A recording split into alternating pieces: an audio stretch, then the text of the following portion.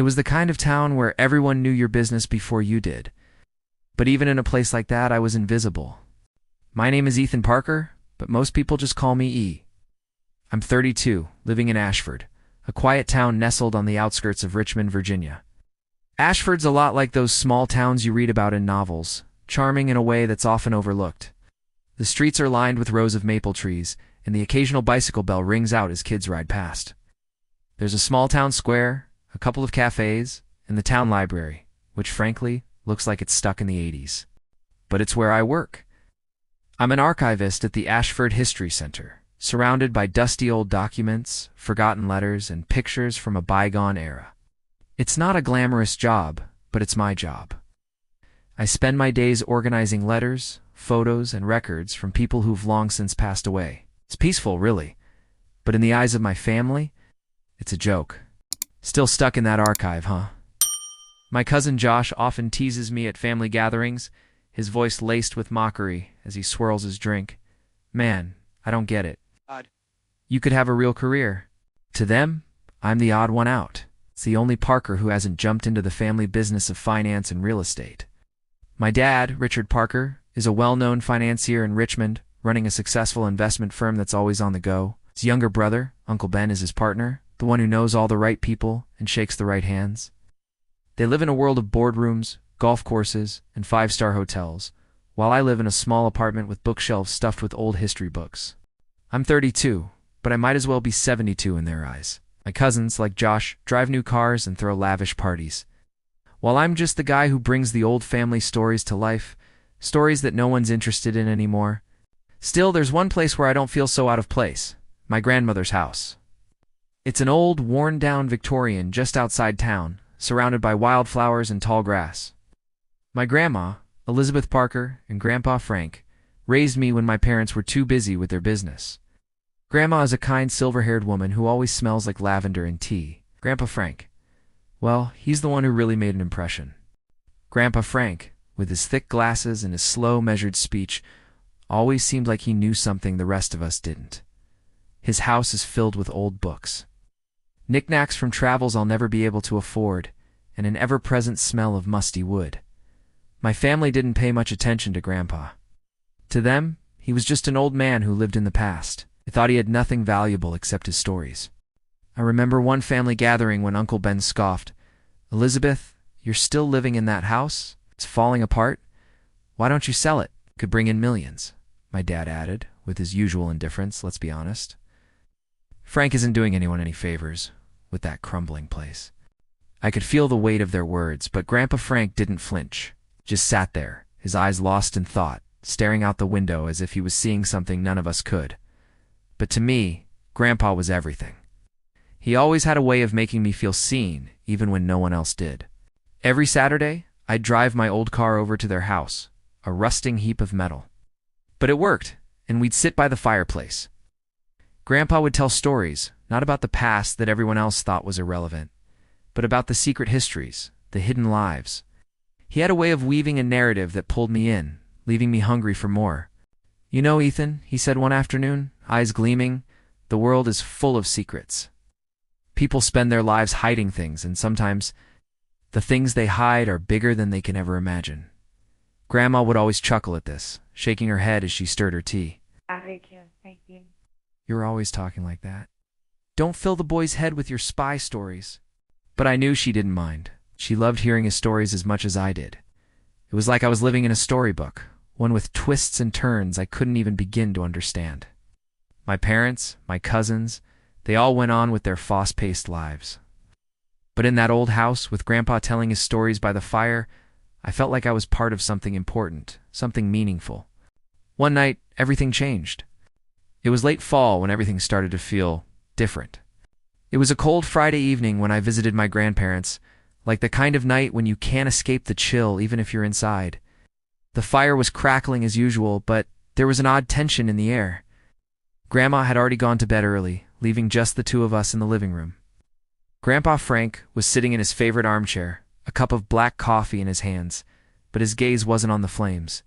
His eyes were locked on me, like he was searching for something hidden beneath my skin.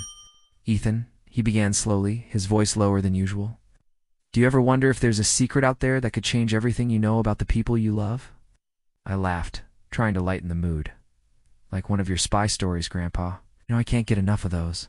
But he didn't laugh. His expression remained unchanged, intense. I'm not joking, he said, his voice firm. There's a secret I've carried for a long time, and it's time you knew about it. I sat up straight. The light from the fire casting shadows across his face, highlighting the sharpness in his eyes. This was different. This wasn't one of his usual tales about wartime espionage or covert operations. This felt real. It felt important. What secret, Grandpa? I asked, my voice barely above a whisper. Grandpa leaned forward, his hands trembling slightly as he set his cup down on the side table.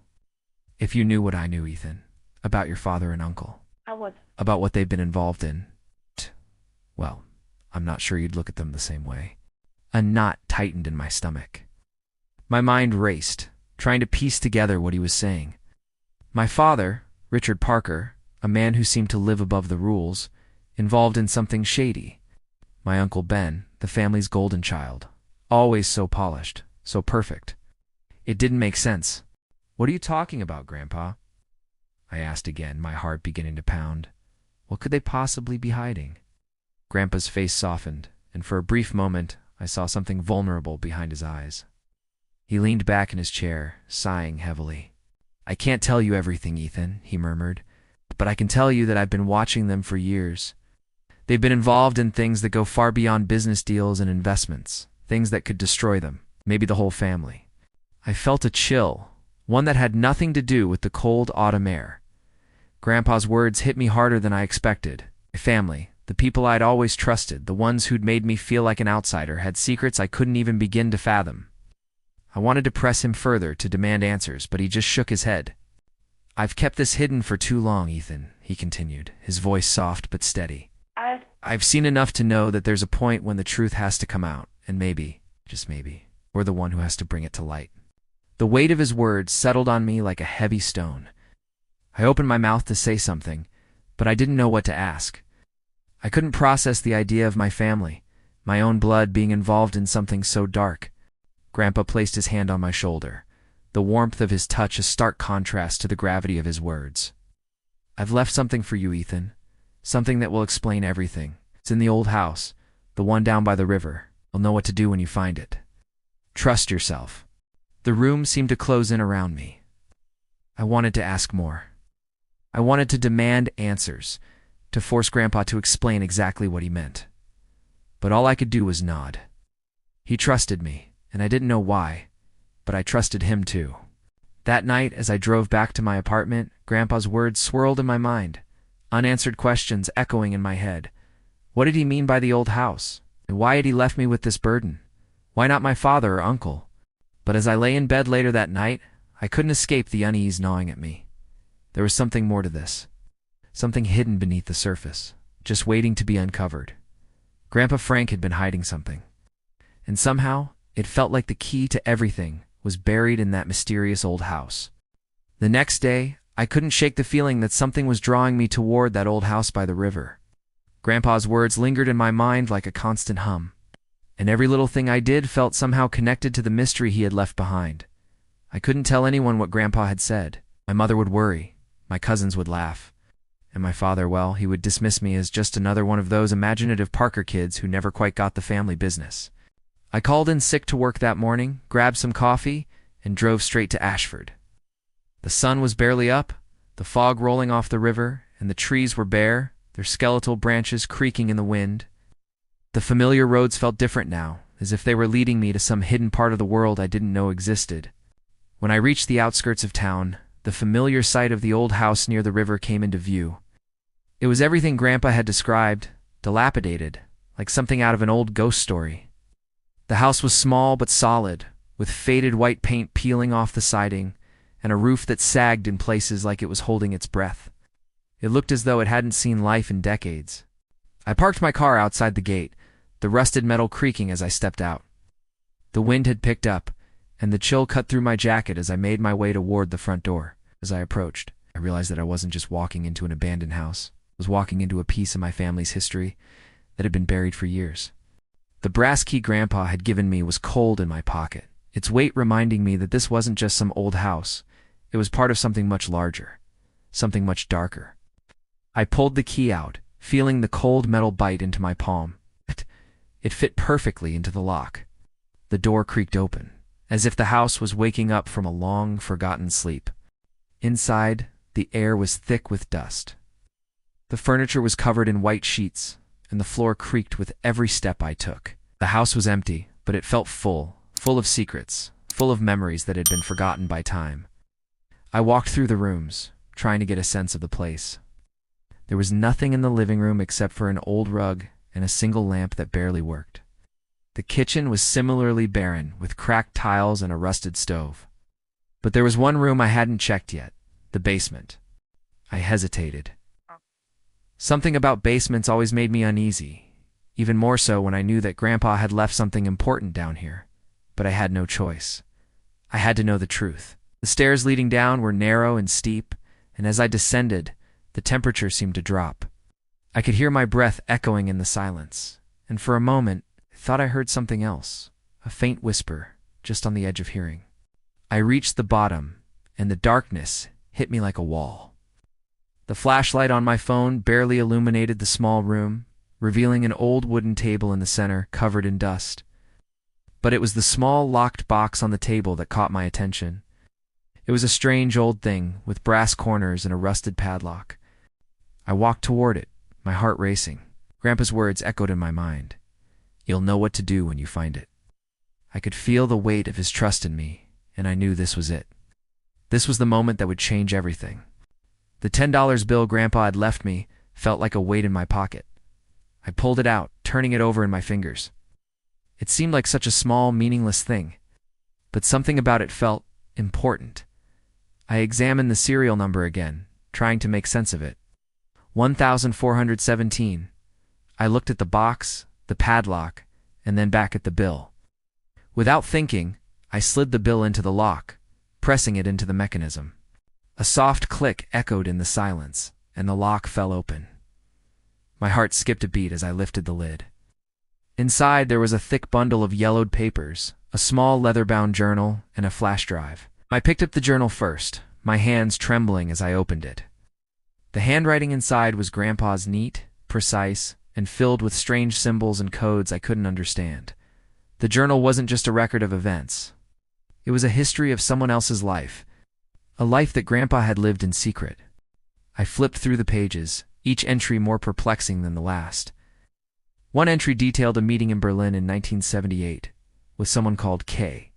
Another page listed locations in Eastern Europe, Berlin, Warsaw, Budapest. Names like Operation Blue Horizon and Shadow Relay jumped off the page.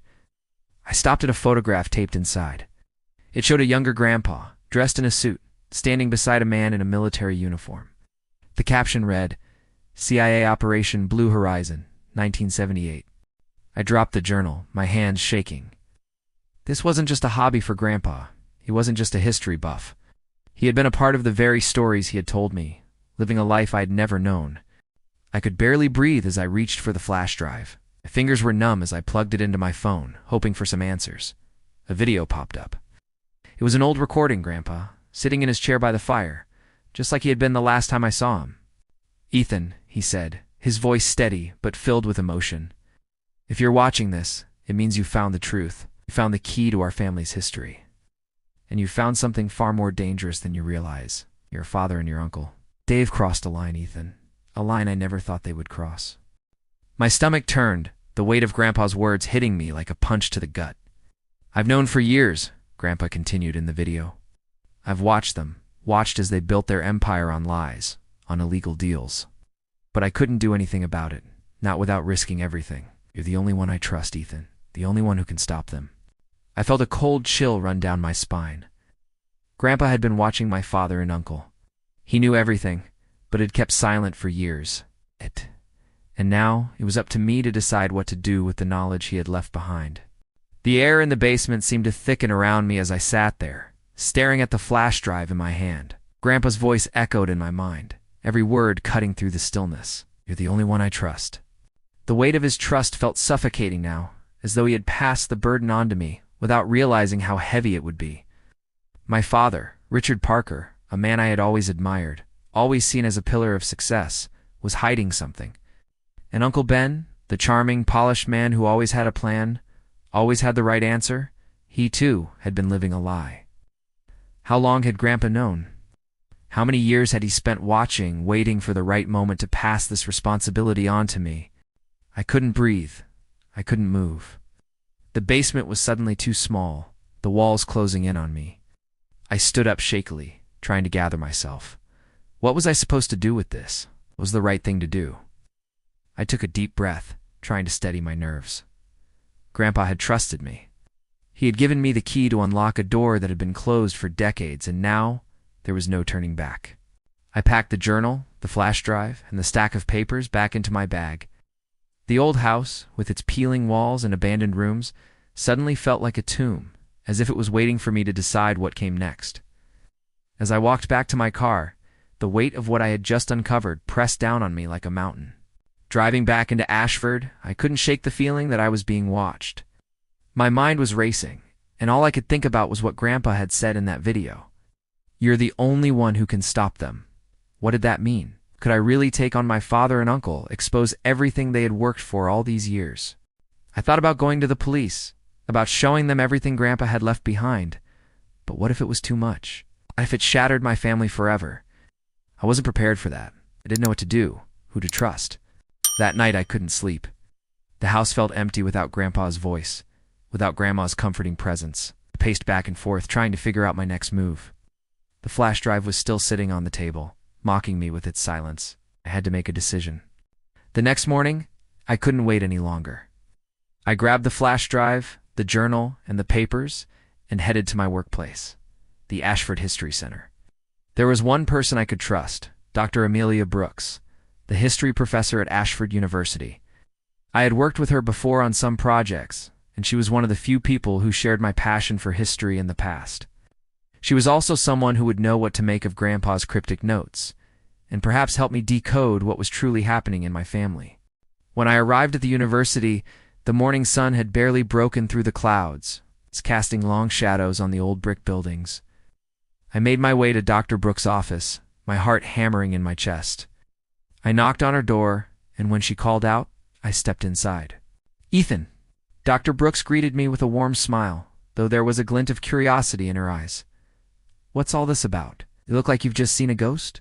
"I need your help," I said, setting the bag down on her desk. I pulled out the journal and the flash drive, watching as she raised an eyebrow in surprise. This is something from my grandfather. I think he was involved in something much bigger than I ever realized. He left me a trail, and I need you to help me understand it." Dr. Brooks gave me a serious look, her expression shifting from curiosity to concern. "What's going on, Ethan? What did he leave you?" I hesitated for a moment before I handed her the journal. She flipped through the pages, her eyes scanning the notes, the symbols, the coded messages. I could see her brow furrow as she reached the sections detailing the operations in Europe, places like Berlin, Warsaw, and Budapest. The mention of the CIA seemed to hit her like a punch, and she stopped, looking at me with a mixture of disbelief and intrigue. "Ethan," she said slowly, her voice steady but laced with caution. "Your grandfather, Frank Parker. He wasn't just a historian. These are CIA documents. This isn't just about history. Your grandfather was a part of something much bigger, a covert operation." I stared at her, my mouth going dry. "Do you think he was? He was involved in espionage?" I asked, barely able to form the words. Dr. Brooks nodded. "These aren't just notes or personal records. These are declassified CIA operations. Your grandfather, Frank Parker, was most likely a key figure in some major Cold War operations. Operation Blue Horizon. These aren't just stories, Ethan. These are real. Your grandfather was in the thick of it." My heart skipped a beat. Grandpa? A spy? The man who had told me stories by the fireplace, who had been my guide to history, was one of the very people who had shaped the world behind closed doors. I don't know what to do with this," I confessed. My father and uncle, they're involved in something illegal. They've been laundering money, using the family business as a front. Grandpa knew, and he left me all this, but I don't know how to handle it. What if it all falls apart?" Dr. Brooks looked at me, her expression serious. "You're facing a decision, Ethan. You have to ask yourself what's more important, family loyalty or the truth. If this is real, your family is in deep trouble. It's up to you to decide if you expose it or protect them. Her words hit me like a ton of bricks. I had always been the outsider, the one who had been pushed aside by my family. And now it seemed like my role in this entire saga was to decide their fate. I stared at the journal again, the weight of Grandpa's life, his secrets pressing down on me. What had he wanted me to do? What was the right thing? You need to know, Ethan, Dr. Brooks said, her voice softer now. The truth will always come out. It might destroy everything in its path, but if you're holding on to something this important, you have to decide if it's worth the cost. I looked at the journal again, at the flash drive, at the weight of the decisions in my hands. My grandfather had trusted me with this secret, with this responsibility. I had no choice but to move forward, no matter how much it hurt, no matter how much it tore the family apart. The days that followed felt like I was living in a fog. Each time I looked at the journal, the flash drive, or the pages Grandpa had left me, the weight of the decision pressed heavier on my chest. I couldn't turn back now. Grandpa had chosen me, entrusted me with secrets that ran deeper than I could have ever imagined. My family had already been living a lie, and now it was up to me to decide how it would all unfold. I spent days locked in my apartment, poring over the documents, trying to understand the full scope of what Grandpa had been involved in.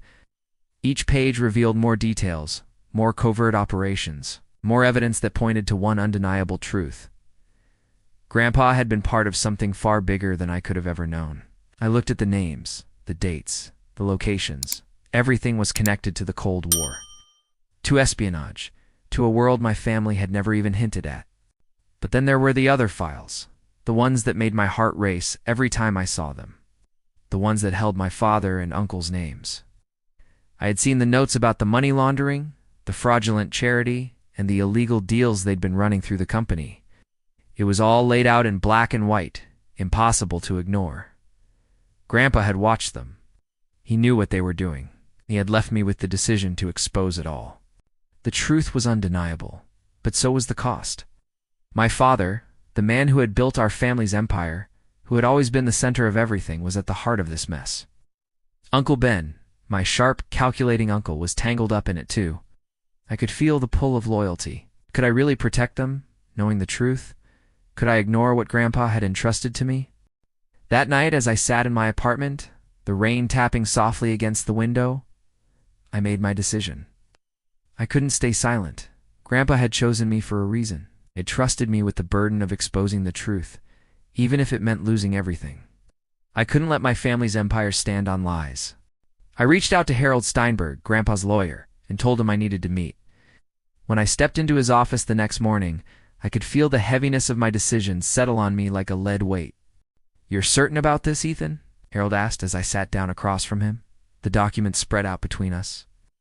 "What you're asking to do, it's not just about family secrets. It could ruin them. All of them." I looked at him, my hands trembling as I took a deep breath. "I know," I said quietly, "but it's time. It has to come out. It's not just about what they've done. It's about what Grandpa would have wanted. He trusted me with this, and I can't let it go. I have to do the right thing." Harold nodded, his expression grim. "Then you need to be prepared, Ethan. Once this goes public, there's no going back. Your family will never forgive you. You'll be the one who destroys them. Are you ready for that?" I didn't answer right away. I thought about my mother, about the life I had lived, about the love and respect I had for Grandpa. I knew deep down that I had already crossed a line. There was no turning back. "I'm ready," I finally said. Harold gave a solemn nod, reaching for the phone. "All right, I'll contact the press. I'll get this to the right people." I watched as he made the call, the gravity of my decision hitting me like a tidal wave. This wasn't just about secrets anymore. It was about truth, about integrity, about doing the right thing no matter the cost. The next few days were a blur. I kept my head down at work, staying out of sight as much as possible. The world seemed to be holding its breath. Then, on a cold Wednesday morning, the news broke. The headline hit me like a punch in the stomach. Parker and Sons Real Estate accused of massive fraud and money laundering. The article was everywhere, on every news channel, in every paper. Details from the documents Grandpa had left me were laid out for the world to see. The fake charity, The offshore accounts, the bribes, the fraudulent transactions, it was all there. Every lie that my family had built their fortune on was exposed for everyone to see. I sat in my apartment, staring at the screen, numb. The world was watching. My father's empire was crumbling, and it was my fault. The phone started ringing, almost immediately angry calls from relatives, messages from old friends who didn't know what to make of it all. The media was relentless. I could already hear the whispers, the rumors that would follow me forever. The storm was just beginning. That afternoon, my mother came to visit. Her face was pale, her eyes red, like she hadn't slept in days. She sat down across from me, her hands trembling as she looked at the newspaper article. "Ethan," she said softly, her voice barely above a whisper. Why did you do this? You've destroyed everything." I couldn't speak at first. I wanted to explain, to tell her that I didn't have a choice, that Grandpa had trusted me. But the words wouldn't come. The guilt was suffocating, and the weight of what I had done was crushing me. "I did what Grandpa wanted me to do," I finally said, my voice hoarse. "He knew what they were doing, Mom. He knew, and he couldn't stop it. He left this to me for a reason. I couldn't keep it hidden anymore. I had to do the right thing." She stared at me for a long time, as if trying to understand. "But Ethan, your father, he's your father. He's the only family you've ever really known. And now, you've turned against him. Don't you see what this is doing to us?" I nodded, tears filling my eyes. "I know, Mom. But what choice did I have? Grandpa left me the truth. I couldn't ignore it." She sighed, standing up slowly. "I don't know if I can forgive you for this, Ethan," she said, her voice full of pain. "But I still love you. Just be careful. You've set something in motion, and I'm afraid there's no stopping it now." I watched her leave, my heart breaking in ways I didn't know were possible. I had made my choice, but at what cost? My family was unraveling before my eyes. And the truth I had fought so hard to bring into the light, felt more like a curse than a blessing. The weeks that followed the news break were nothing short of chaos. The Parker name, once a symbol of power and wealth in Ashford, was now synonymous with scandal and corruption. My father and Uncle Ben had become figures of public scorn, their once pristine reputations shattered by the very secrets they had spent years hiding. The media had a field day, publishing every detail of their illegal dealings. Lawyers, investigators, and government officials descended on the family business, freezing assets, seizing documents, and questioning anyone who had ever been associated with Parker and Sons real estate. I had expected the backlash, but nothing had prepared me for how deeply it would cut into the fabric of my family. The phone calls, the shouting, the accusations. My father barely spoke to me, his icy glare telling me all I needed to know. Uncle Ben, who had always been the charming one, was now a shadow of the man he used to be, his arrogant confidence replaced by quiet rage. Even my cousins, the ones who had once laughed and teased me, now turned their backs. My mother, as always, was caught in the middle. She rarely spoke to me, her guilt-ridden eyes showing how torn she was between loyalty to her family and the overwhelming pain of seeing everything unravel. Every time she looked at me, I could feel her disappointment, but also a strange sadness that seemed to reflect the heartache I felt too. Yet, amid all the fallout, I couldn't regret my decision. It had been the hardest thing I had ever done, but I knew deep down that Grandpa would have been proud of me for choosing the truth over the lies. It was late one evening, a few weeks after the story broke, when I received a call from Harold Steinberg, the lawyer who had been handling Grandpa's estate. I hadn't heard from him much since the media storm hit, so when his name popped up on my phone, my stomach twisted with nerves. "Ethan," he said, his voice steady, but carrying an undertone of urgency. "I think you need to come down to my office. There's something you should see." I agreed to meet him the next morning. When I arrived at his office, Harold was waiting for me in his usual professional attire. He looked tired, his sharp eyes holding something unspoken as he motioned for me to sit. "I know this has been hard, Ethan," he said, taking a seat across from me. "But there's something I didn't disclose to you earlier. Something your grandfather left behind that could change everything." My pulse quickened. Was there more to Grandpa's legacy? More secrets? I could barely wrap my head around what he had already revealed, and the thought of more just seemed overwhelming. Harold handed me a folder. Inside were several documents, but one in particular caught my eye. It was a will, written years before Grandpa's death, one that I had never seen before. The first few pages outlined the usual bequests, some family heirlooms, a small sum of money for Grandma, but there was a section near the end that made my heart skip a beat. It was a letter addressed to me. "Ethan," Harold began, "this is the part of the will I couldn't share with you until now. Your grandfather made sure this letter would be revealed only when the time was right, and I believe that time is now." I carefully unfolded the letter, my hands shaking as I read Grandpa's familiar handwriting. "My dearest Ethan, if you're reading this, then the truth has come to light. You have uncovered the darkness in our family, and I know that burden has weighed heavily on you. You are stronger than you think. I have watched you grow, and I know that you are the one who can carry on the legacy that I could never fully reveal. There are things in our family's past that go beyond business and politics. I have lived two lives, one in the shadows of espionage, and one in the light as a father and grandfather. But it is not my past that I want you to focus on. It is the future, Ethan, the future of our family, and the future of the legacy that I've left behind. It is not money or power that matters, but the choices we make when faced with the truth. I leave you everything, Ethan.